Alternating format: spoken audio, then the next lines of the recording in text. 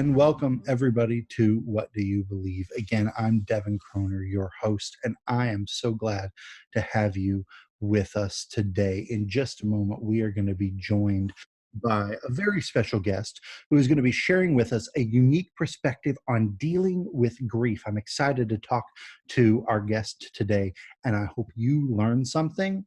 I hope it inspires you. I hope it helps you maybe if you have dealt or are dealing with grief. So let's go ahead and welcome our guest today. She is logging in right now. There she is, Miss Jean Huddleston. Hello, Jean. Can you hear me? She's connecting. There we go. Can you hear me now? I can hear you now, yes. Awesome, awesome. Well, welcome, welcome, welcome. It is so good to have you here and to be able to talk with you. And I thank you for joining me today for a little bit. How are you? I'm good. I am not real familiar with Zoom, so you're the second time I've used it, so I'm feeling lucky today.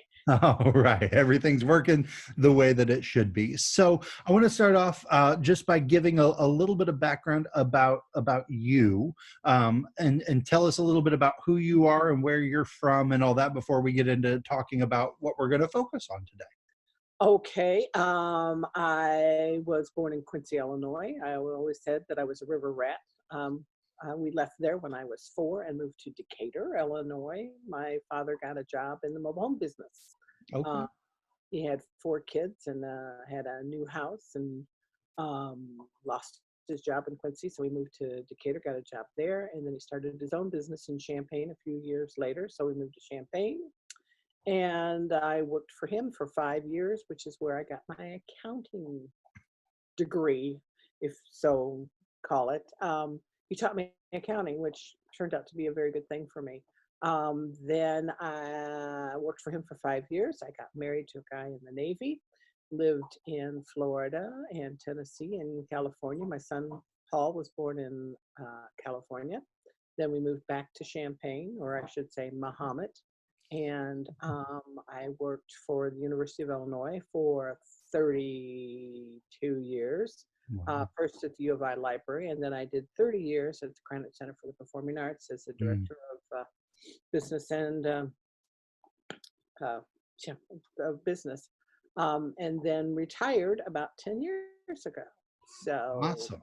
and I have 2 Awesome. kids, Paul and Kelly Foster. Yes. Very cool. So you've been all over. Now I do want to ask because I've lived in Tennessee as well. Where at in Tennessee were you? Well, it was right outside of Memphis, Okay. a town called Millington, which is where the Navy had a school. Yeah. So, Are you familiar with Jackson, Tennessee? no, It's where's it's that? about an hour-ish outside of Memphis as well. So I just wondered, it was the big hospital in the area outside of Memphis when we were there. But very cool. That Well, was again, thank you for joining me. And what I want to do is kind of introduce our topic, what you're going to be sharing with. I know you have a diverse number of interests and things that you're involved in, but you have a really unique perspective on dealing with grief and helping people deal with grief that I just found so fascinating. Um, and again, as a pastor, I've been there for people when they've lost a parent, a child, a spouse, all sorts of different traumatic situations where people are grieving, and people right. handle it all very differently. But They tell us about your perspective and your experience and kind of how this all came about. Okay. Um, One of the main things that drives people crazy is I don't say somebody passed away or they went on. People die. Hmm. And the reason why I always say people die is my mother was a nurse at a hospital, and I have a dog, so I'm sorry for the noise in the background. You're Anyway, my mother was a nurse in a hospital, and somebody came to visit somebody, and they said, "I'm sorry, he expired." And they said, "Okay, we'll come back later." When you say somebody died, there is no misconception on what's going on with them. The person died. sure. So I think it's very important that we do that. And I think it's very important not to avoid people who've had loved ones die. People have a tendency not to know what to say, so they avoid. if you don't know what to say, you can always say, "I'm so sorry for your loss," and that a lot of times will get a conversation started. Mhm. Sorry. Hold on one second. Um, between, I'm sorry to interrupt, but I'm going to do two things real quick if No, I you're can. fine. One is You're figure fine. out how to turn off my phone. Power off your iPhone. Press and hold. Technology is wonderful when it works. Technology, and it's a new phone, which drives me crazy. Sorry. Oh, I'm doing that. I'm going to let the dog out. Sorry. You're fine. Well, she's away.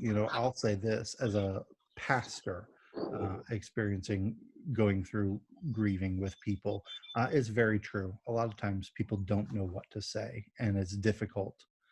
Um, and we call it in ministry, we call helping people in grief just the ministry of presence, sometimes just being there because you don't always know what to say. Right, Uh, right. and it can get very awkward because you don't want to say the wrong thing. No, no. And, yeah, I have learned so many things that you don't say. The worst thing I ever heard somebody say was, "Oh, I'm so sorry that your child died, but God needed another angel." Oh, I know it. No, Hmm. no, no, that does not make you feel good. Yeah, And so sometimes presence is the best thing to do, is just to sit and to listen to what they have to say. Um, absolutely. when my dad died, my mother had bears made for us out of his clothes. Mm. And you wouldn't very much, but if you have a shirt, you can hang it in the closet, you can go by and you can look at it. But if you have a bear, you can hold it and you can hug it. And I cried. Oh my God, I cried and I cried and I cried. She gave them to us at Christmas. And so then a friend of mine I was working with, her husband died of cancer. So I Mm. asked for a shirt and I made my bear, my first bear. Mm. And it touched her so much to have something, to be able to Mhm. hold on to. And it started from there. And I never advertised, I never said anything to anybody. It just grew. Hmm. Um, I've done over 2,080 bears now. Wow. Yeah. The thing of it is it's a tangible thing to hold. You, Hmm. I've had people who they eat dinner with their bears, they watch television with their bears, they'll sleep with their bears. I had one gal, the bear was always in the car with her, Hmm. and her sister bear always stood on the shelf, never moved off the shelf because she didn't want anything to happen with it. So it was really interesting to see the two of them, Right. one and everywhere with it, one, no, I don't want anything to happen to it. Right. But You know, again, people deal with grief differently. differently. But Yes. having that tangible thing is so powerful. I'm almost 40 years old, but I'm fortunate enough that I've not lost a parent or anything like that in my life yet. But I remember the last major loss that I had being my grandmother, and somebody who I grew up with. I saw her every month. I talked to her every week, and I was the only family member who wasn't in the area when she got sick and passed away. I was away at school, and so I was the only one who didn't get a chance to say goodbye. And Oh, thinking back, it makes me want to cry just thinking about it. But not being able to hear her voice, but also just not being able to hug her, hold her hand, talk to her, you know, something like a bear, especially made from something that was theirs. yes. What a powerful thing to be able to just hold that and talk just like they're there because it was part of them, to express the emotion and to feel the feelings, right? A friend of mine, how old was he? I think he was 21, was killed in a car wreck. Mhm. And, police come to the door, and I'm sorry to tell you, your son has died. And it's just such a shock. Yeah. And about 3 or 4 days later, because she knew I made bears, she said, "Can you make me a bear?" And I said, Mhm. "You bet I can." So I took his clothes that he had on when he died, Mm. and we cut out the bloody parts, and we made a bear. And I did it overnight because I thought it was that important. Mhm. And I gave her the bear the next day. And the coolest part about it was she said, "I just wanted to dream about him one more time. I Mhm. just needed to see him one more time. And when you gave me the bear, I dreamed about him that night. Right. And see, Yeah. and that was worth it. You Yeah. know, that is one of those situations where you're like, yes, thank you so much. A gentleman that I made a bear for the other day, his father died 3 or 4 months ago, and his mother's in the process of dying. Mm. And he was a very brave gentleman while he was here, thanked me very much for the bear, went out to his car, and he was with a friend of mine, that's why I know this, and absolutely fell apart and sobbed. And that bear is now going with him everywhere he goes. Everywhere he goes, it's with him. And that's the power of something like this. Mhm. The other thing that I do, and my daughter Kelly has done it with me, is we used to do it for Provena, but now I'm doing it for Carl Hospice, is we have 4 sessions a year. Mm. And you come and you bring me your clothes of your loved one who died, and we make you a bear. But it's a whole day thing. You have permission to cry. You have permission to laugh. You have permission to talk about these people. We feed you breakfast. We feed you dinner, or not dinner, but lunch. And there's other people there who have had the same experience you have. They've lost loved ones, lost Mm. other ones have died. And so you get the chance to talk about it. And I always tell them, you're in a safe zone. You can talk about them, you can cry, and it's okay. Because we don't give people who are grieving permission to do this except at their home by Right. themselves in that little quiet corner. And then you have to get it together when somebody comes. Not here. And I've had people laughing 1 minute and crying the next. And, you Mhm. know, and I reward you with a bear. You get to take a bear home with you at the end of this. And Mhm. the last session before the pandemic, we had 10 different people who got to take 10 different bears home. And we did. We laughed, we cried, and the 10 different people acted 10 different ways. Mhm. But they were grateful and thankful to have a opportunity to do that. And I Mm. think it's marvelous that, you know, that Carl does that. And we've only been doing it for about 3 or 4 years there, but Mm.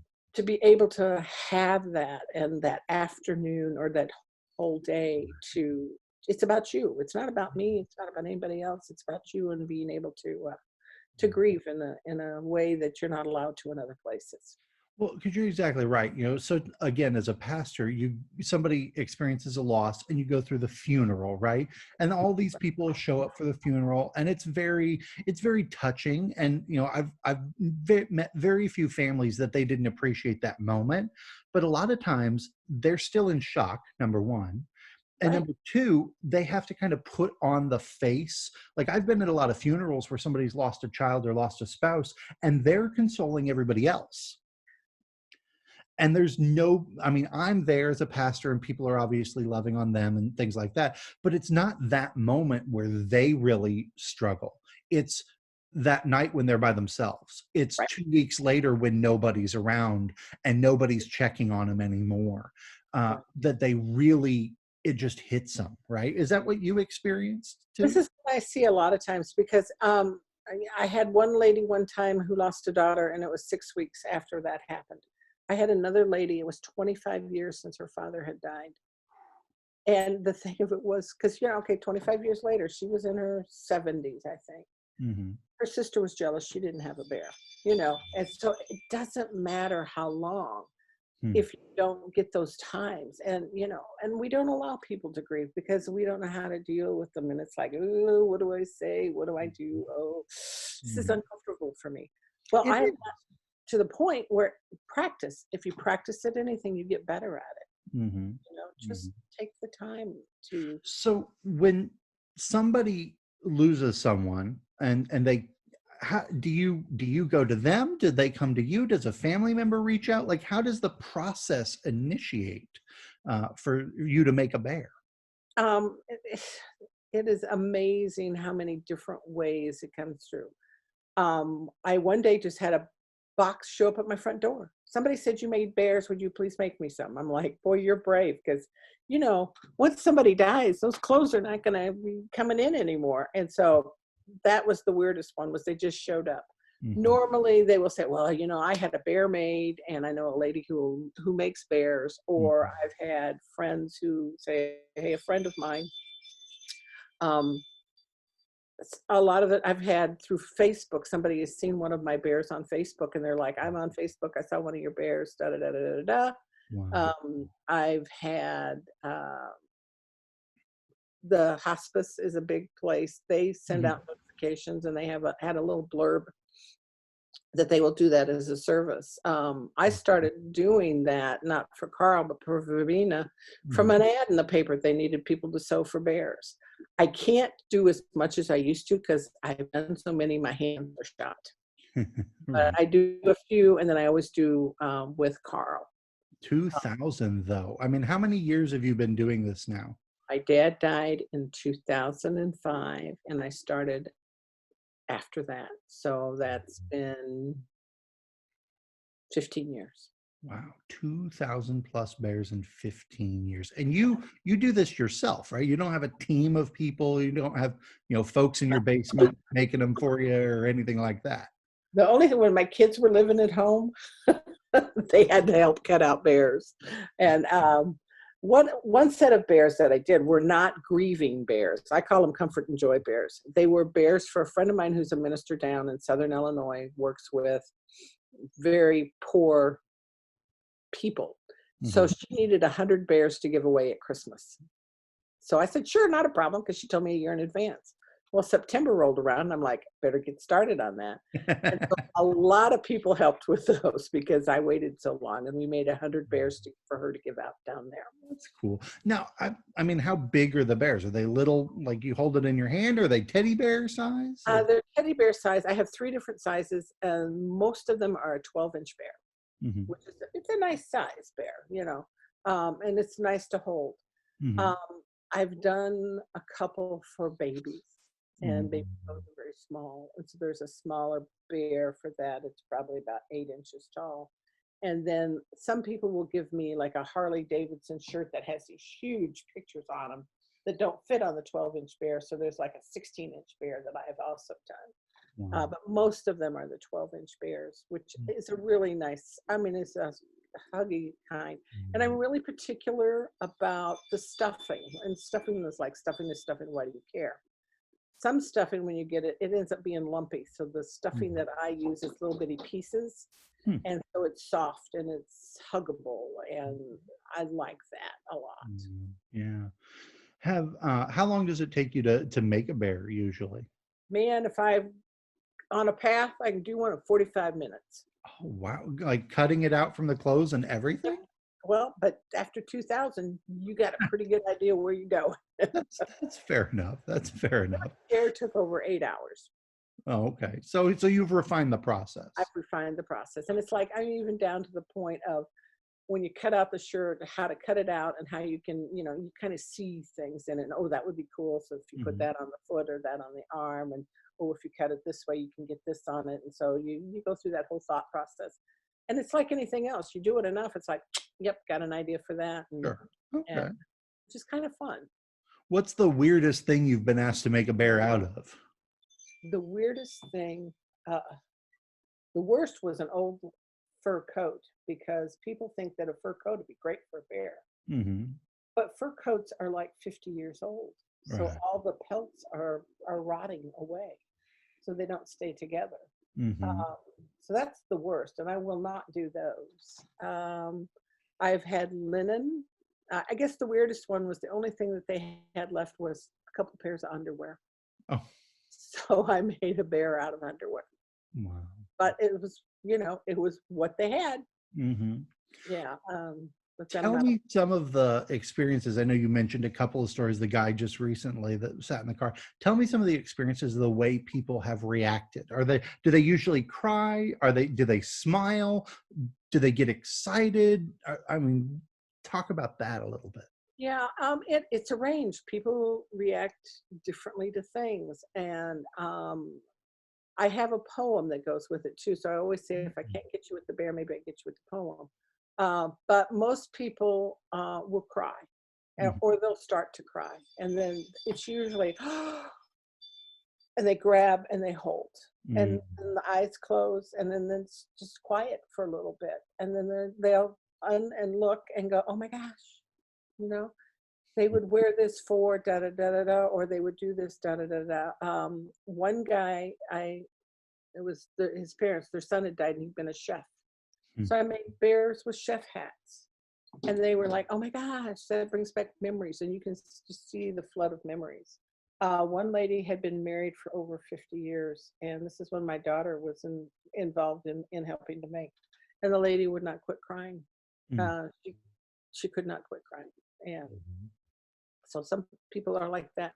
Some people get a sense of relief because, especially at the sessions that hospice does, Okay. because you've had a chance to express and you've had a chance, and a lot of this stuff's been bottled up for a long time. And Mhm. so you talk about them, and then I've lost my mom, my dad, my kids' dad, my sister, my brother. So I've had enough death in closeness that I have an idea what those feelings are. So I can share that with them, you Mm. know? So that's kind of been a good thing to be able to talk about that. Mm. But actions are just, full range. And I've only had one person go, oh, thanks. And I think it was that they just totally didn't know what to do. Right. Well, but again, people don't really know how to respond to their own grief a lot of times, let alone other people's grief, right? Right, right. And with the bear, you don't know what you're getting. Mm. A bear. Okay, what does that mean? Well, it's not a bear. It is something made out of your loved one's clothing Right. that looks like a bear. So when you see this bear, you see this shirt and you go, I remember when they wore this, or I can remember this, and it does. It's a flood of memories that comes back. And Well, so and you a lot of times, I mean, even if it's a clean piece of clothing, people have their own unique smell, right? So I never wash anything. wow. Yeah. So that's so cool because that's the other thing. Like for me with my grandmother, I think many times I remember I remember talking to her, but I don't remember her voice. I remember the smell of her apartment that she lived in, things like that. And so to have that kind of tangible thing, that's powerful, isn't it? I mean, for people to heal. Oh, I think so. My mother had put my dad's Old Spice on my bear. Mhm. And it was dad. It was dad. And those smells are just something, if you're walking down the street and all of a sudden you smell Old Spice, or if I smell Old Spice, it's like, oh my gosh, dad's here somewhere, and it's an immediate take back to that. And it's also back to pleasant memories, hopefully, of that. Whenever I smell sugar cookies, my grandmother made sugar cookies and pies. I always think of grandma, and nutmeg. If I smell nutmeg, that's grandma. And I just, Mhm. yeah. So those smells are important. I only ever one time put something in the dryer because they'd been a heavy smoker and it Mhm. was hard to work with, and I just needed to get a little bit of it off. But no, never wash anything Mhm. because it does. Part of that is that smell. Right. It's trying to give this person a way to grieve and a way to be able to heal. It's Mhm. all about healing, and it's an opportunity to heal. And that's what these bears are for. Is it's a tangible, they may run around with them every day, every day, every day, and then 3 or 4 years later, they may put them on a shelf, or they Mhm. may never put them on a shelf. It's for whatever time period that they need in order to grieve this person. Because if somebody dies suddenly, you haven't had time to prepare for it. Right. And if somebody has taken a long time to die due to illness, it's still hard at the end. Right. So, depending upon what the circumstances are, Mhm. depends upon how you're going to react. If somebody's died in a car wreck, it's, I think, harder in a lot of ways because you're not prepared. Right. When my dad died, I was more prepared for that. But when I got that bear, I cried like a baby. Sure, absolutely. You got Well, me. and like I've seen situations where, somebody's had like a prolonged illness, cancer, something like that. And when they pass away, the loved one, they have this sense of relief because that's difficult to go through. It is. Then they have a sense of guilt too. Exactly. Exactly. And there is that guilt. And I think the bears kind of even help with that because you know what? If you're alone in a room with a bear, you can go, I am so sorry you died. And I'm so sorry I felt that way. But I Mhm. was so glad for you to not going to be here and that you were not going to be in pain anymore. Right. So you can have a conversation and you feel like you're talking with that person. Mhm. So it can also help with that. I think they're very therapeutic. I really do. Hmm. Uh, That's a good word, therapeutic. Now, compared to like a picture, you go to a funeral and you see pictures of loved ones usually and things like that. Why do you think, in your mind, is this maybe a better mechanism for folks to deal with their grief than just having a photo? I think photos is a one-time look at somebody's life. Hmm. So I have this picture of my dad when he's with goats and he's with pigs and his brother and his sister, and he's about 3 years old. So that's a whole different concept of my dad as the picture of my mom and my dad standing together when they were in their 60s. So Right. it's and you go back to those times. So when I see a picture of my dad as a little kid, I think about, oh, I wonder what he was like as a little kid, you know? And then when I see him as an adult, I think, oh yeah, I remember that picture and when that was taken. But that's not their life. The bear is something tangible that you can hold on to and just really love. Um, and it brings back memories of a wide variety as opposed to a certain time, I think. Mhm. It's like smells, you know, if you smell something um, that makes you stop and think of a certain time period and stuff. I don't know. It's like clothes, you know, you got on that shirt, but you also wear that shirt at this grocery store. Or you wear that shirt to visit Fred and Ethel, or, you know, so that shirt has a whole lot of different memories where the picture's got one. Right. That's the That's long so version. true. So true. I love it. I love it. What does it feel like for you when you make this bear and you present it to them? What's going through your mind? What emotions are you experiencing in that moment? Well, let me back up for a minute because I think my emotions start with the opening of the box when I Mm, get this stuff. I got a box this morning of clothes and I went through them, and it's somebody that I don't really know, but I kind of know. mhm, Um, and it was there, I had this overpowering feeling of love that this person was a person full of love. And so I start looking at this and I think, how can I put this together to make a bear? mhm, What is it that the person I'm going to give this to can get out of this? And so that's how I start, because it's like if I was going to make a bear for you and I knew that you liked outer space and things like that, and then one of the shirts had the sun on it, I'd go, oh, I bet that would be a good thing to put in the middle of it. How do I think he'll react when he sees it? Oh, I think that'll put a smile on that person's face because that sun will will make them stop and think, oh, he loved outer space and he loved things about the sun and stuff. So it starts there. mhm, So when I start putting things together, if I know something about them, and normally you can tell from the clothes what you're getting. mhm. Another lady of a bear I'm working on now is this pinstripe suit pants. So I'm thinking her dad was probably a very upstart, you know. So I'm trying to make sure that it's very finished because, you know, Mhm. if it's pantsuits is what you're giving me, there had to be meaning in that. So it could have been that that's what he wore when she got married. Or, yeah, I don't know. But so anyway, I start there, and then when I give it to them, I always look at their face to see if where they look. Do they look at its face? Do they look at an arm? Do they look at a leg? Do they go, oh, that's the shirt that they had when da da da da da da da da, you know? And so it's really interesting to see. So yeah, I'm always looking for what part of the bear are they going for? What are they expressing? What is it that they see in this? You Mhm. know, and what is their thought process? But it does my heart so much good. Yeah. And then I hand them this little poem that goes with it, and 9 times out of 10, So that'll make. tell us about the poem. Did you write it? Did you find it? It was a poem that a friend, I started it, and then some people at work helped me with it. And if I can disappear for about a second, I'll get it and I can read it to you. Please. Yeah, that'd be awesome. Hold on a second. Be awesome. There is no right way to grieve. There is no set, this is how you need to do it. This is how long it takes. Then you need to be done. Some people are able to grieve and move very quickly into the next step. Some people take a lot of time, and some people years, and they're still processing feelings, whatever it might be. Again, there is no right way that you have to do it. But man, this is such an awesome thing to have something so tangible to be able to hold on to. So powerful, so powerful. Um, I call them comfort and joy bears. Mm. And the poem is very short, but it says, I know we still have memories, though I am no longer here. By sewing this material, I became a bear of cheer.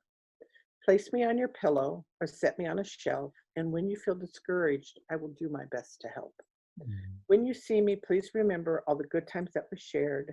I've been sent here on a mission because I know you really cared. Hug me, hold me, love me, share me with your prayer. Squeeze me oh so tight, for I'm your comfort bear. Mm. And that's to give them a reminder of that's what the bear is for, you know. However you want to use it is what we want to do with it.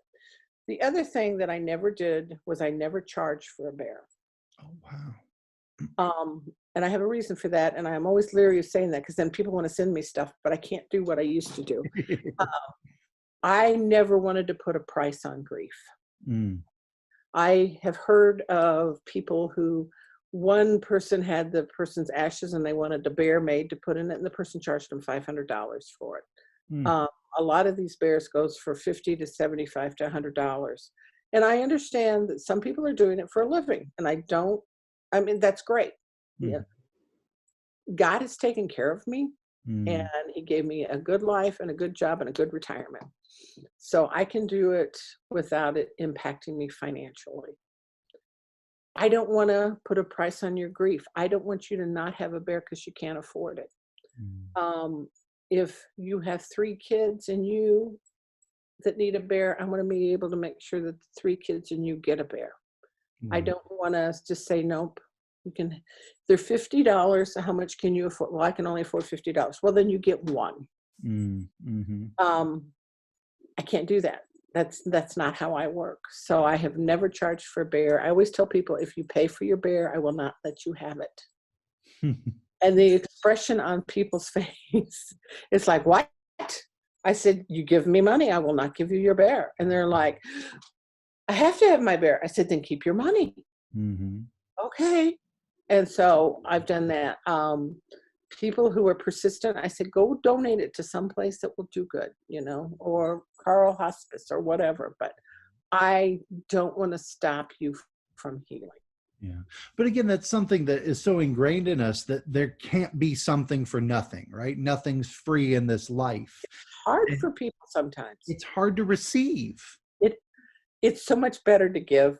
Believe me, I have a hard time taking things and receiving things because I'm so used to giving, and it's easier to give, and I Mhm. get as much enjoyment out of giving as people do receiving. I Mm. mean, that's how I'm built, and it's just, yeah, I'm great if I can make you 2 bears and you're happy with them, and I see a smile on your face or you cry a little bit, I'm good. It's That's fantastic. my big. Have you ever had anybody come back around, weeks, months, years later and give you a story or a thought or a comment about how much the bear has meant to them or what it's done for them? I have a couple of people. There's a gal who's a nurse at Carl that every once in a while, convenient care, I'll run into her and she'll give me a story. She's the one that gave me the story about her grandkid or her kids with the grandma Mhm. bears. One puts it in the car, seat belts it in, the other leaves it on the shelf, Wow. And so yeah, and I can't think of any off the top of my head. But you know, hearing about people who sit with them and have them with them and how it made a difference, and my friend who had the dream, yeah, it's nice to hear about them. And I've had people who, like, 10 years later, have come back and said, well, my dad died, and you did some for my mom, can I get some for my dad now? Yep, you can do that. um, so yeah, it's interesting. That's so awesome. There any other thoughts that you want to share about just what you do and helping people through their grief? um I think that God put me on this earth for a reason, and I had no intention of doing any of the things that I now do. I Mhm. think if you stay open to things, it's a good thing. I'm glad that I work with Carl Hospice because of the opportunity to be able to be with somebody. And if I can make somebody stay better, Mm.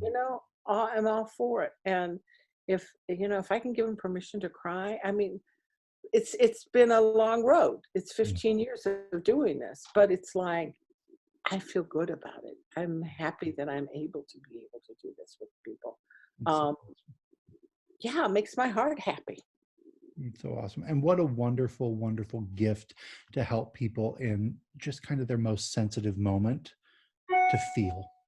Yeah, really, because basically the last time I had made sewn anything was when I was pregnant with my son. I'd made maternity clothes. Now he's 43 now.